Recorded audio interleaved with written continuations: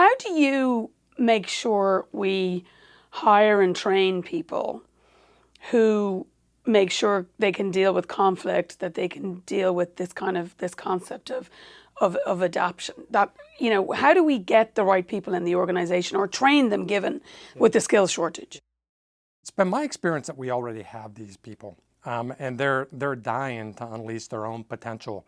And if you actually just create space, open up some space inside of the organization for these things to happen, you'll be stunned by the way people, sort of rally around the cause. So it's been my experience that if you open up space, give them freedom, give them the chance to go do discovery, give them the chance to interact with friends locally to bring something into the world, that that capacity is already there.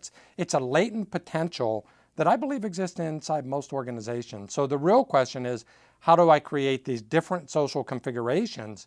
And I think that's where you practice different things. You could use something like design thinking. Design thinking is a perfect illustration of a tool that sends you out to go do empathy or discovery in the world. Then it forces you to do prototyping, which is development and bringing something into the world. Then it challenges you to think about how do you go test that prototype, which is both conflict and finding energy and following the energy. So I think we have these methodologies. We certainly have the people. We just haven't been able to really create sort of the social architectures or arrangements to enact it. And for everybody who's watching today, if there was one thing that you would advise them to do to get started, what would that be? So for me, it's, go get started. Go get started. Shift your narrative.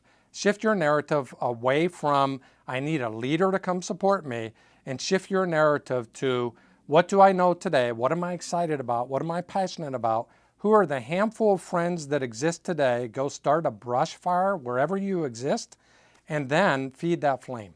Feed that flame by following the energy, and respond to the organization whenever there's conflict so that you can grow it and you can get liftoff sooner. Lastly, you talk about embracing conflict, and an awful lot of people, when they write about leadership books or digital transformation books, they talk about avoiding conflict, right? So tell me about how embracing conflict helps. So I get more questions on this chapter than any other in the book.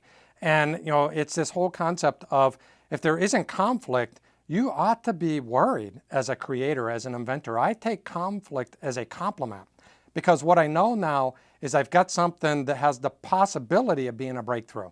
And if you think about it this way, if there's nothing to break through, you can't have a breakthrough. So conflict is an early indicator that you might have something bold enough to actually be disrupted.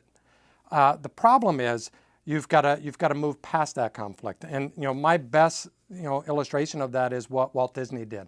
And I mean, this going way back in time, but as I was researching the book and dug deep into sort of the archives of Disney, I saw what Walt Disney did with Snow White and the Seven Dwarfs. Think about it. This is 1937 when that movie was released. It was actually labeled Disney's Folly. And just about everybody in the world, including Walt Disney's own brother, were betting against it, and they thought that it was going to be his doom and that he was going to go bankrupt by this dream that he had, which was a full-length animation movie, which had never been done up to that point in time. So, there was all kinds of conflict, and rather than, sort of shutting it down, he embraced it. And the way he embraced it is he pulled a core group of people together inside the studio, and he challenged them to really charge into the conflict and to think about it as a motivating force so that they could get liftoff sooner. And in essence, the rest of the story. It was a brilliant movie. Some have even said it may have been the best movie ever produced. And the reason for that was because he embraced conflict, his team embraced conflict, and they shifted and sort of adapted and responded to all the different challenges that they had in front of them to create a much bolder outcome than what they would have had otherwise. Thank you, Michael. And remember, you can find Adaptive Space on your digital transformation channel in Percipio and add it to your reading list today. Thank you.